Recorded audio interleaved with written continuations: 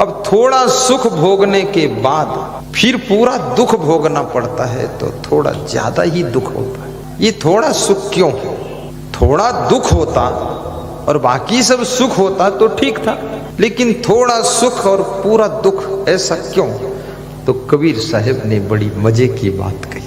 कबीर साहब ने कहा थोड़ा सुख इसलिए है कि इस थोड़े सुख के लालच में तुम ज्यादा दुख भोग सको, इसलिए थोड़ा सुख रखा गया है। अगर ये थोड़ा भी सुख ना होता और पूरा पूरा दुख ही दुख होता तो तुम छोड़कर भाग जाते, फिर तुम ये पूरा दुख भोगते ही नहीं। लेकिन थोड़े सुख के लालच में बड़ा दुख भोगते रहते हो। ये बड़ी विचित्र बात है। एक छोटी सी कथा बताता हूँ, बड़ी प्यारी कहानी है। आज के 30 वर्ष पहले सुनाता था, पर आज ख्याल में आ गई, गुना में ध्यान आ गया। एक गांव में कला दिखाने वाला नट रहता था। गांव में जाकर के कुछ अपनी कलाएं दिखाता था। उस नट के पास में एक गधा था, तो उस गधे की पीठ पर वो सामान लेकर जाता था। गधा सामान ढोता था। इसका अर्थ ये नहीं कि जो सामान ढोता वो गधा होता है, ऐसा अर्थ मत लेना। नहीं, सामान कौन ढोएगा फिर? क्योंकि लोग कहेंगे मैं तो नहीं गधा बनूंगा। सामान ढोने वाला गधा नहीं होता है। जो गधा है 4 पैर वाला, उसकी कहानी है। ये 2 पैर वाले अपने ऊपर मत ले लेना, खतरा हो जाएगा, डिस्टर्ब होगी व्यवस्था। तो वो गधा बहुत खुश रहता था और गधा बहुत धीरे धीरे कमजोर हो रहा था। उसी नट के घर के पास में एक धोबी का घर था और धोबी के पास भी एक गधा था। धोबी और नट में दोस्ती थी तो दोनों के गधों में भी दोस्ती थी, और ज्यादातर गधों के दोस्त ज्यादा ही होते हैं, समझदारों के दोस्त तो कम होते हैं। लेकिन जो जितना बड़ा गधा होगा उसके बहुत बड़े दोस्त होंगे, भीड़ रहेगी दोस्तों की। गधे लोग दोस्ती खूब बनाते हैं और दोस्ती में समय बहुत बर्बाद होता है। बुद्धिमान व्यक्ति ना तो दोस्ती ज्यादा बनाता है ना तो दुश्मनी बनाता है। दुश्मनी बनाओगे तो पुलिस और कोर्ट में समय खराब होगा और धन खराब होगा, और दोस्ती बनाओगे तो फिर गप सप लप करने में समय खराब होगा। और सबसे कीमती चीज यदि तुम्हारे पास में कोई है तो वो है टाइम, और टाइम जहां से खराब होता है उस पॉइंट पर कृपया सावधानी बरतिए, अपने समय को बचाइए, समय का सदुपयोग करिए, तो चंद्र समय में तुम चांद की ऊंचाइयों को छू सकते हो। समय अमूल्य। तो धोबी और नट में दोस्ती थी, तो धोबी के गधे ने भी नट के गधे से दोस्ती कर लिया। तो ये धोबी के गधे ने कहा कि मेरे मित्र, हम दिन पर दिन देखते हैं तो मन में दुख होता है कि आपका शरीर कमजोर होता जा रहा है। हम तुम दोनों एक उम्र के हैं, पर तुम अभी से बूढ़े दिख रहे हो, कमजोर दिख रहे हो, ऐसी क्या बात है? नट का गधा दुखी होकर बोला कि मेरे मित्र, आपने मेरा बहुत ख्याल किया है, बहुत ध्यान दिया है, धन्य हो, लेकिन मैं कुछ कह नहीं सकता हूं। मेरा मालिक थोड़ा कठोर है। किसी गांव में जाता है, मेरी पीठ पर वजन सामान लाद कर ले जाता है और वहां पर कला खेलता है, अपना करतब दिखाता है। मेरे को एक रस्सी में बांध देता है, मैं बंधा रहता हूं। आसपास की छोटी मोटी घास चर लेता हूं, समय पर पानी नहीं मिलता, खाने को सही नहीं मिलता, इसलिए मैं कमजोर हूं। धोबी का गधा हंसा और बोला कि मेरे मित्र, अपने मालिक को छोड़कर मेरे मालिक के पास आ जाओ। मेरा मालिक बहुत अच्छा है, इतना अच्छा है मेरा मालिक कि मेरे पीठ पर सूखे गंदे कपड़ों की गठरी बांधकर तालाब ले जाता है। वहां गठरी उतार लेता है, मुझे छोड़ देता है। मैं तालाब के आसपास की हरी भरी घास खाता हूँ, लौटता पहुँचता हूँ, तालाब का पानी छक कर पीता हूँ। मेरी जिंदगी बड़ी सुखी है। मेरा मालिक बहुत प्यारा है। इतने कठोर मालिक को छोड़कर मेरे कोमल दिल वाले मालिक के पास आ जाओ, तुम भी तंदुरुस्त हो जाओगे। जवानी में ही बूढ़े दिख रहे हो। याद रखना, कितने मनुष्यों को भी देखा जाता है, ज्यादा टेंशन करने से, तनाव में रहने से, समय पर खाना पीना सोना न होने से वे 40 साल की उम्र में बूढ़े जैसे दिखने लग जाते हैं। और जो अपने शरीर को केयर नहीं कर सकता है, शरीर को संभाल नहीं सकता है, कैसे उम्मीद किया जाए कि वो फैक्ट्री संभालेगा जब शरीर ही नहीं संभाल रहे हो। इसलिए प्रथम नंबर पर अपने शरीर का ध्यान रखना चाहिए। दूसरे नंबर पर मन का ध्यान रखिए, मन को संभाल कर रखिए।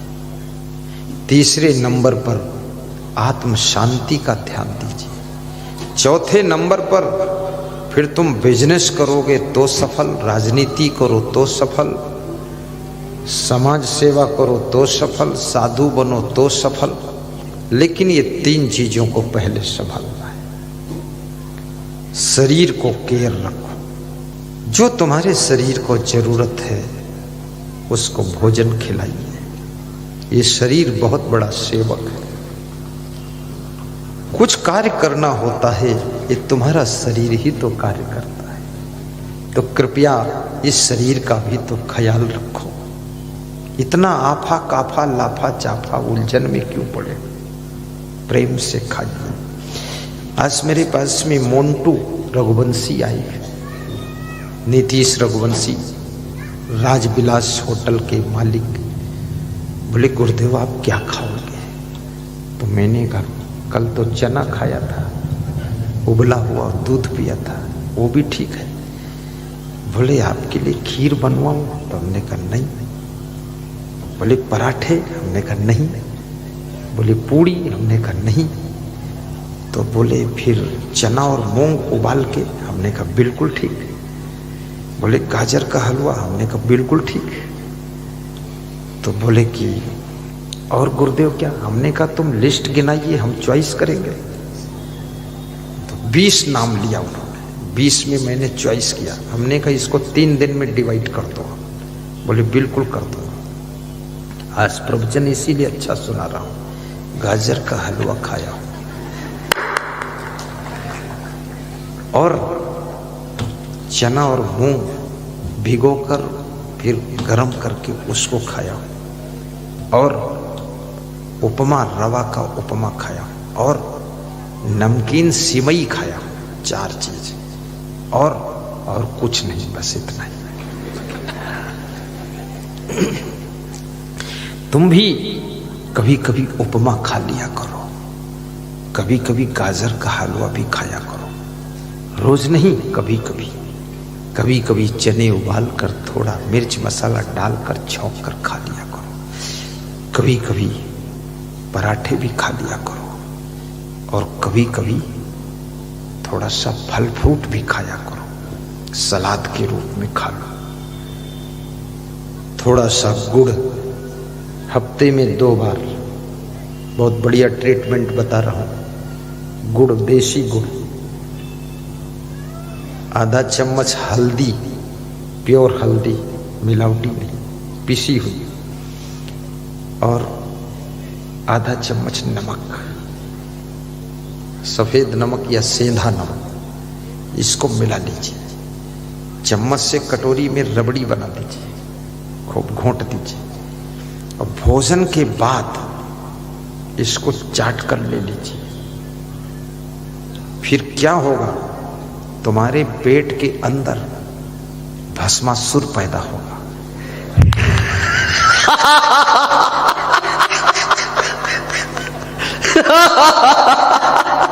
अब लोग डर गए, भैया इतना छोटा पेट, इसमें भस्मासुर कैसे? भस्मासुर का मतलब है फिर खूब भूख लगेगी, जो भी भोजन खाया सब 1 घंटे में हजम, और भूख लगेगी कस के। और जिसको भूख खूब लगे और नींद खूब लगे तो समझ लो वो व्यक्ति बीमार नहीं है, पूरा स्वस्थ है। अगर नींद नहीं आ रही है गहरी और भूख नहीं लग रही कड़ी, तो समझ लो बीमारी आने वाली है बहुत बड़ी। हाँ, ध्यान रखना, ये पहचान है, पैमाना है। इसलिए गहरी नींद का सुख लीजिए और कड़ी भूख लगना चाहिए।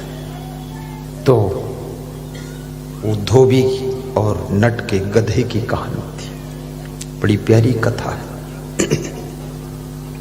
ध्यान देना। धोबी का गधा नट के गधे से कहता है, मेरे दोस्त, अपने कठोर दिल के मालिक को छोड़कर मेरे कोमल हृदय वाले मालिक के पास आ जाओ, तुम भी तंदुरुस्त हो जाओगे। जवानी में बूढ़ा होना दुखद बात है, बुढ़ापे में भी जवान जैसे दिखना ये सुखद बात है। और जो लोग बुढ़ापे में भी जवान जैसे दिखना चाहते हैं उनके लिए भी फार्मूला है। क्या फार्मूला है? उनको क्या करना चाहिए?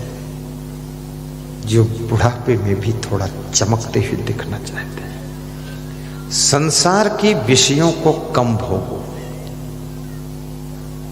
अपने शरीर की वीर शक्ति रज शक्ति की रक्षा करो, उससे बुढ़ापा जल्दी नहीं आएगा। नंबर 2, भोजन कम करो, चबा चबा कर करो। नंबर 3, पेट में कब्जियत कभी मत होने दो। यदि कब्जियत हो जाए, पालक की सब्जी खा लो, बथुआ की सब्जी खा लो। यदि कब्जियत हो जाए तो पपीता सुबह सुबह खा लो, मूली खा लो, गाजर खा लो, सलजम खा लो, चुकंदर खा लो, कच्चा खा लो, सुबह खा लो, शाम को नहीं, सुबह चबा चबा कर खा लो, सारी कब्जियत खत्म। जिसके पेट में कब्जियत नहीं होती है वो बुढ़ापे में भी जवान जैसा दिखता है। कब्जियत, कॉन्स्टिपेशन सभी रोगों की जड़ है। कॉन्स्टिपेशन रोगों का बाप है, कब्जियत का। कब्जियत किसे कहते हैं? पेट का साफ ना होना, लेटरिन का साफ ना होना, पेट का सुबह खाली ना होना, इसका नाम कब्जियत है। सुबह फ्रेश होने के बाद भयंकर भूख का ना लगना, ये कब्जियत है।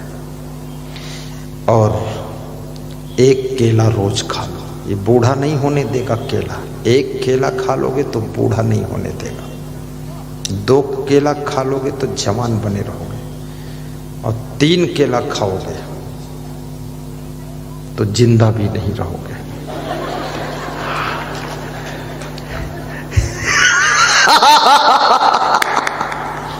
इसलिए बहुत केला नहीं खाना है, बस 1।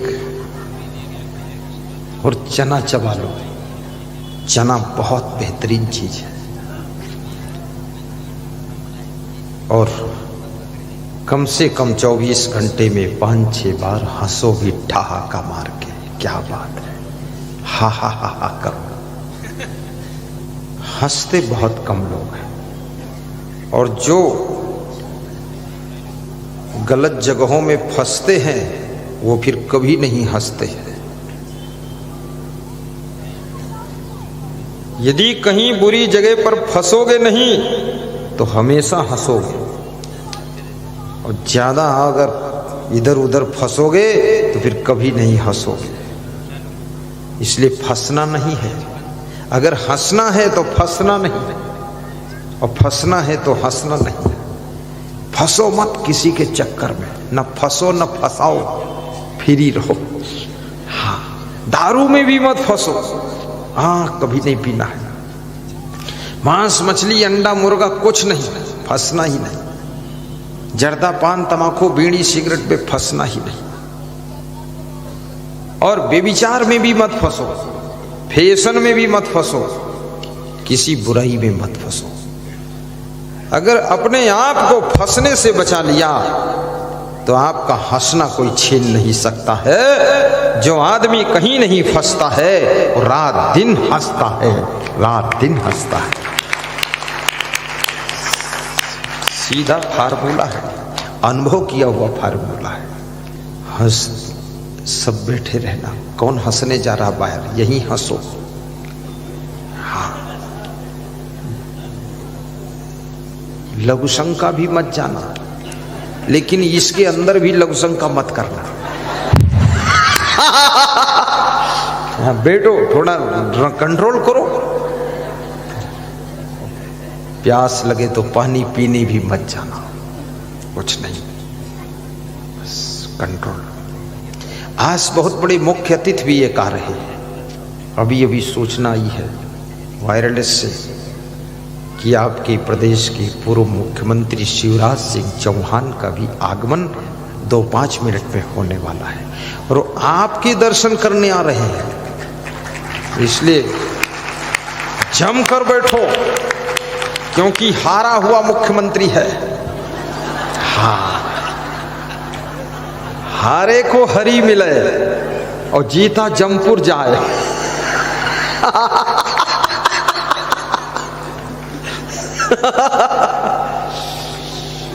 नहीं, जब नेता हारता है ना तो हरि की शरण में आ जाता है।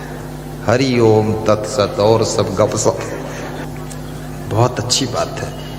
और मैं कभी कभी लोग आशीर्वाद लेने आ जाते ना तो उनको हारने का भी आशीर्वाद देता हूं कि तू हार जा। और जो हार जाता है फिर आता है आशीर्वाद लेने, तो फिर उसको आशीर्वाद दे देता हूं, अब तू जीत जा।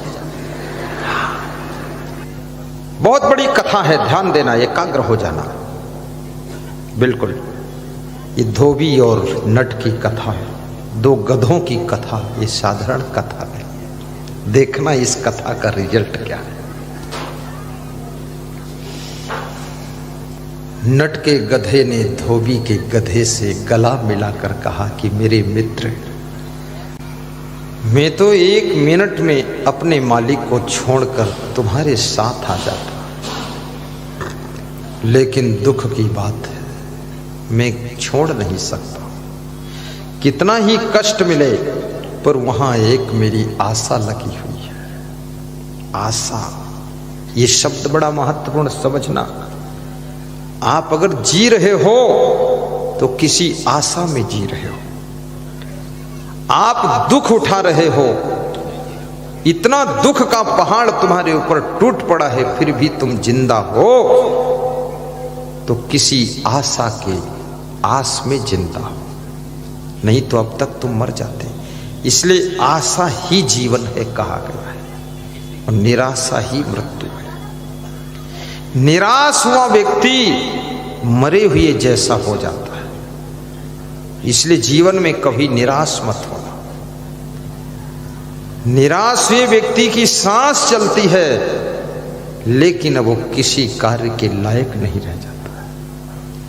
और जिसके पास में आशा है वह व्यक्ति शरीर से कमजोर होते हुए भी ताजा है, जवान है और जीवित है, और वह कुछ कर सकता है। इसलिए आशा रखना, निराश मत होना। और सारे संसार की कथा आशा पर टिकी हुई है। एक बेटे और बहू को भी अपने माँ बाप और सास ससुर से कुछ आशा रहती है। माँ बाप सास ससुर को बेटे बहू से आशा रहती है। गुरु को भी शिष्य से आशा रहती कि मेरा शिष्य धर्म की रक्षा करेगा। शिष्य को भी आशा रहती मेरा गुरु मुझे आशीर्वाद देगा। आशा के ताकत से ये पूरा संसार चल रहा है। एक नेता को भी जनता से आशा रहती कि जनता हमको वोट देगी। जनता को भी आशा रहती ये नेता हमारी रोड बना देगा। सारा खेल आशा का है। तुमको भी मेरे से आशा थी कि गुरुदेव आएंगे, प्रवचन सुनाएंगे तो मेरी जिंदगी के दुख के बादल छटेंगे और सुख का सूरज उदय हो जाएगा। आशा थी। और मुझे भी आशा थी कि मैं गुना आऊंगा तो तुम आओगे, और तुम आओगे तो तुम्हारे सामने हंसूंगा मैं तो हंसोगे तुम, ताली बजाऊंगा मैं तो बजाओगे तुम, और हंसते हंसते सत्संग तुमको सुनाऊंगा, तुम भी हंसते रहोगे। मुझे भी आशा थी तो मेरी आशा तो पूरी हो गई, अब तुम्हारी पूरी हुई कि नहीं हुई मुझे नहीं पता।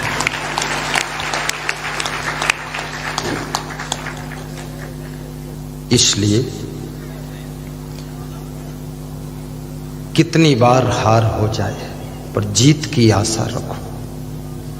15 बार चुनाव हारने के बाद अब्राहम लिंकन 16वीं बार चुनाव जीतने की आशा से चुनाव लड़ता है और 16वीं बार जीत करके अमेरिका का राष्ट्रपति बनकर बैठ जाता है।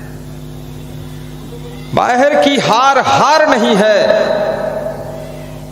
जब भीतर से तुम हार मान लेते हो असली वो हार हार हो जाती है। बाहर की हार अगर भीतर से हार नहीं मानी है तुमने तो बाहर की हार आपके गले का हार बनेगी, त्योहार बनेगी, बहार बनेगी और सफलता का द्वार बनेगी, क्योंकि भीतर से तुम्हारा दिल जीता हुआ है। इसलिए बाहर की हार भी एक दिन जीत में बदल जाएगी। बिजनेस में नुकसान हो जाए हार मत मानना, निराश मत होना, ये सोचना जो नुकसान हुआ है 1 करोड़ का, लगता है इसके बाद 10 करोड़ का फायदा होने वाला है। पॉजिटिव सोचिए, सकारात्मक सोच रखिए और हर घटना में तुम्हें लाभ दिखना चाहिए, फायदा दिखना चाहिए। अपनी जिंदगी को लाभ के एंगल से देखिए, फायदे की ओर से देखिए। जिंदगी के बहुत पहलू हैं, सुख की तरफ से जीवन को देखो। यदि आपकी पत्नी थोड़ा सा आपको डांटती है, दुखी मत होना, निराश मत होना, फिर ये सोचना कम से कम मेरी पत्नी डांटती है तो इसकी डांट खाने से मैं सुधर कर चलता हूं, तो आज तक कोई दूसरे व्यक्ति को डांटने का मौका नहीं मिला। ये श्रेय मेरी पत्नी को जाता है, यही डांट कर मेरा सुधार कर देती है। दुखी मत हो, उसमें भी फायदा। इसका अर्थ ये भी नहीं है कि आज घर में जाकर सभी पत्नियां अपने पतियों को डांट लगाएं, ये अर्थ मत लेना। डांटना भी बहुत अच्छी बात नहीं है, रोज रोज किसी को डांटना भी नहीं चाहिए, क्योंकि ज्यादा डांटने से भी अपनी आदत बिगड़ती है। कभी कोई ज्यादा गलती करे तो थोड़ा डांट दो और फिर उससे प्रेम करो। और तुम्हारा पति अगर ज्यादा स्ट्रिक्ट है, खुशी मनाइए कि आपका पति डिसिप्लिन है, और डिसिप्लिन वही होता है जो अंदर से क्लीन होता है। जो क्लीन नहीं होगा वो डिसिप्लिन नहीं होगा। और यदि आपका पति डिसिप्लिन है तो यह नारी का सौभाग्य है कि आपका पति भटकता नहीं है, आपकी तरफ प्रेम रखता है, ये सौभाग्य। तो उन गधों की कहानी सुना देता हूं। लोगों को बड़ी आस है कि गुरुदेव गधे की कहानी पूरी कर दो। हमारी नाव को स्वामी लगा दो पार धीरे से, हमारी नाव को स्वामी लगा दो पार धीरे से, लगा दो पार धीरे से, लगा दो पार धीरे से, लगा दो पार धीरे से, लगा दो पार धीरे से। न मांझी है न केवट है, न मांझी है न केवट है, न रुख सीधा हवा का है, न रुख सीधा हवा का है, न रुख सीधा हवा का है, न रुख सीधा हवा का है। तुम्हारा नाम लेता हूँ, तुम्हारा नाम लेता हूँ, मेरे सरकार धीरे से, मेरे सरकार धीरे से, हमारी नाव को स्वामी लगा दो पार धीरे से। बहुत सुंदर गाइए, भाव से गाइए। स्वामी लगा दो पार धीरे से, लगा दो पार धीरे से, लगा दो पार धीरे से, लगा दो पार धीरे से, लगा दो पार धीरे से, हमारी नाव को स्वामी लगा दो पार धीरे से, हमारी नाव को स्वामी लगा दो पार धीरे से, लगा दो पार धीरे से, लगा दो पार धीरे से। बस बस बस।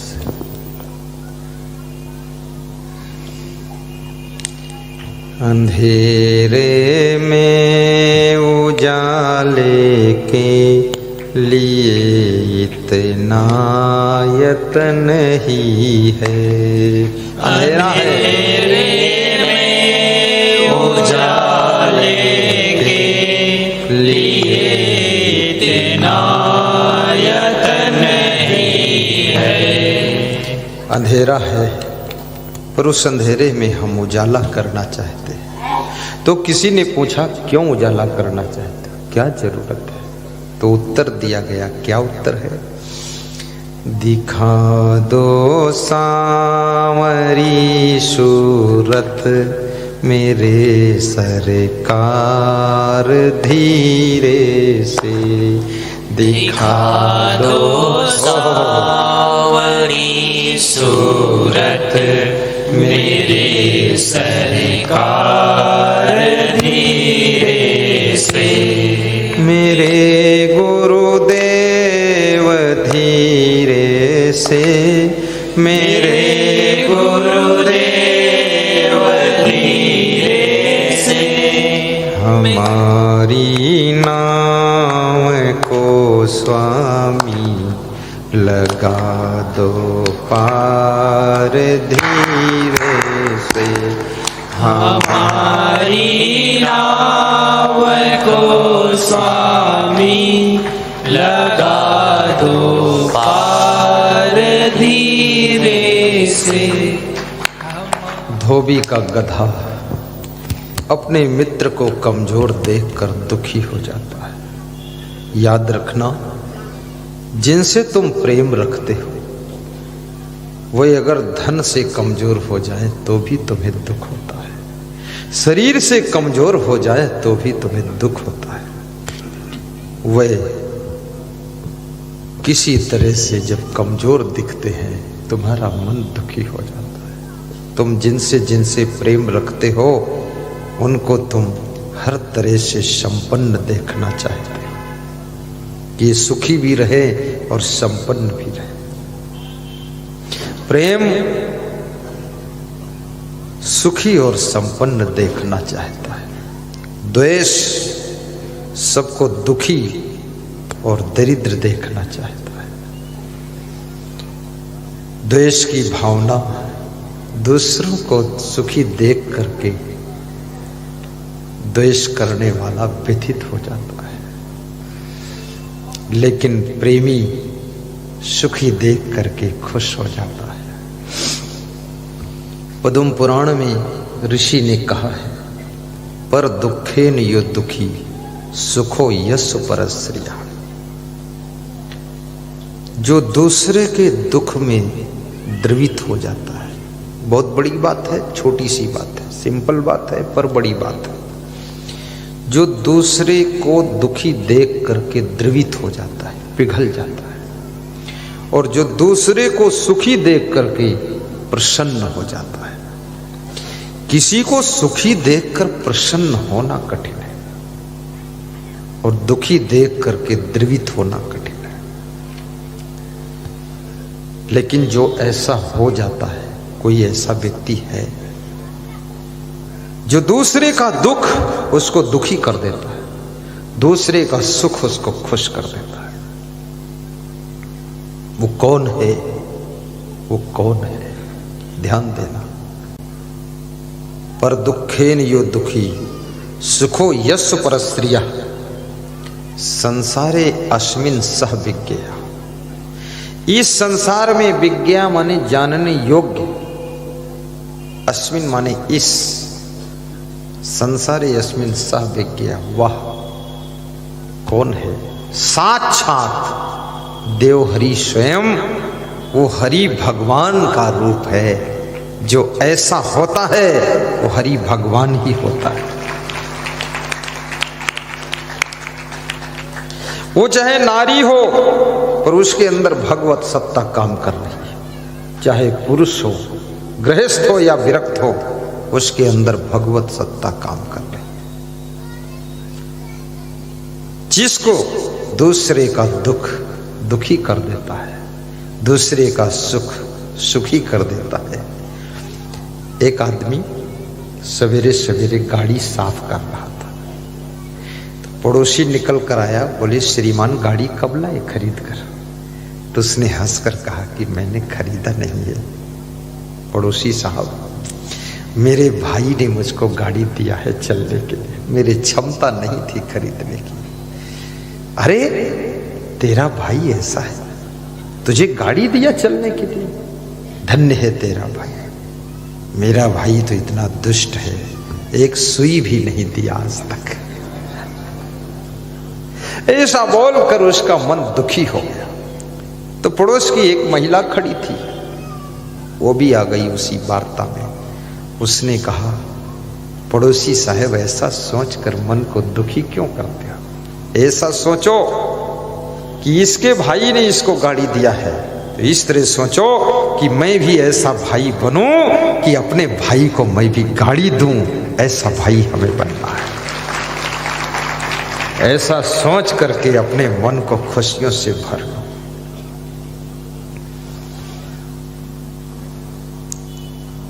एक आदमी किसी घर में आलसी रहता था, आलसी आदमी। एक दिन वो जंगल गया भगवान का पता लगाने कि भगवान है कि नहीं है।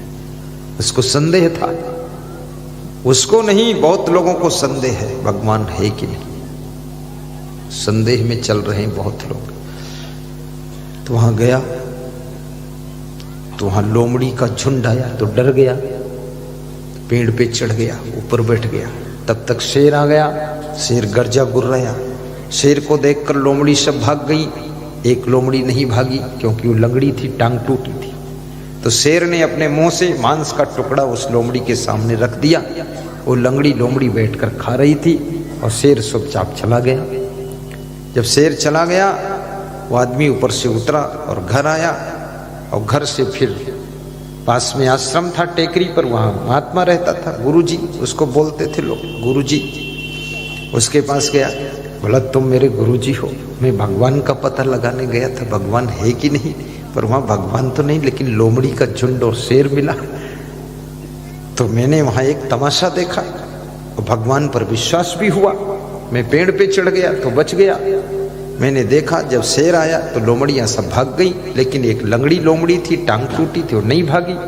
तो शेर जो है मांस का टुकड़ा उस लोमड़ी के सामने रख देता है, वो खाती है, शेर चुपचाप चला गया।